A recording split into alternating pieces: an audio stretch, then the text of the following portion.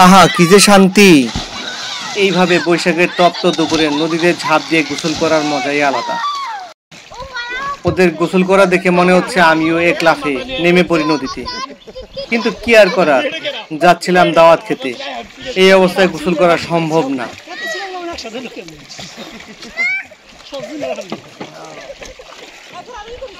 বন্ধুরা, এটি ইছামতি নদী।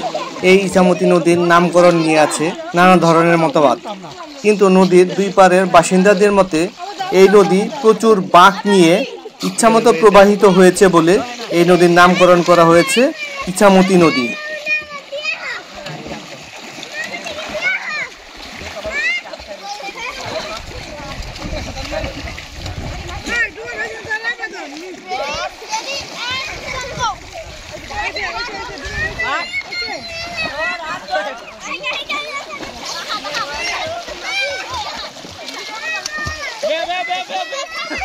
Private policy, privacy, privacy को मान नहीं।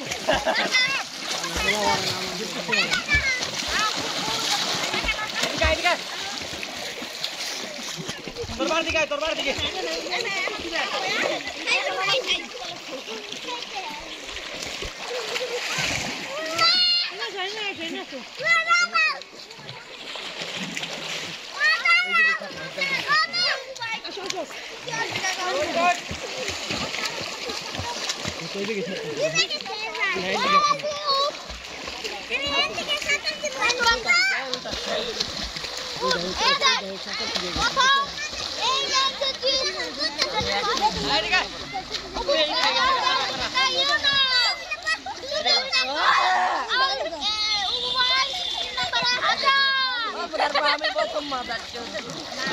ওই কেমন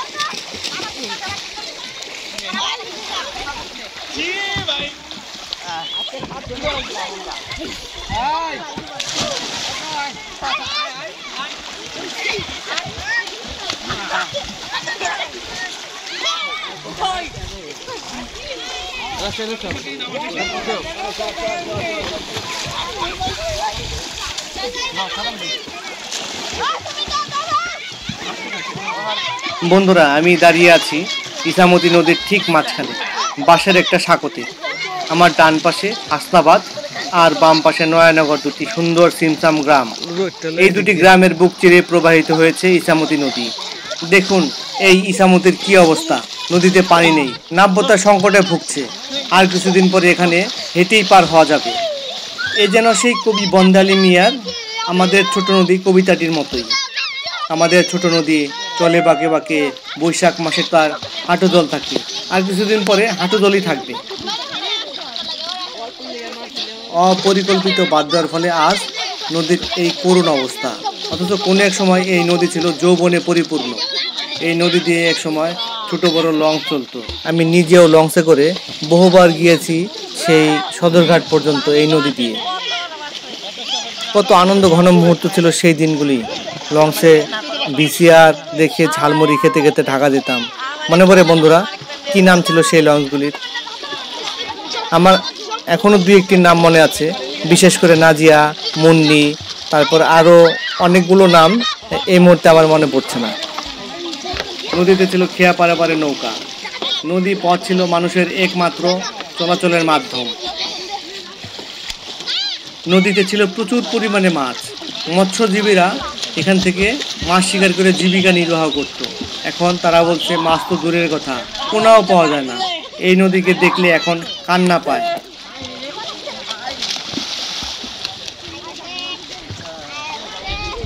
তবে আমার মতে এই নদীতে পরিকল্পিত বাঁধ দিয়ে নদী খনন করে নদী প্রবাহের সুবন্দোবস্ত করলে নদীর দুই পারের মানুষের কষ্ট কিছুটা লাঘব হবে এবং নদী পারের মানুষের যাতায়াত সুগম হবে।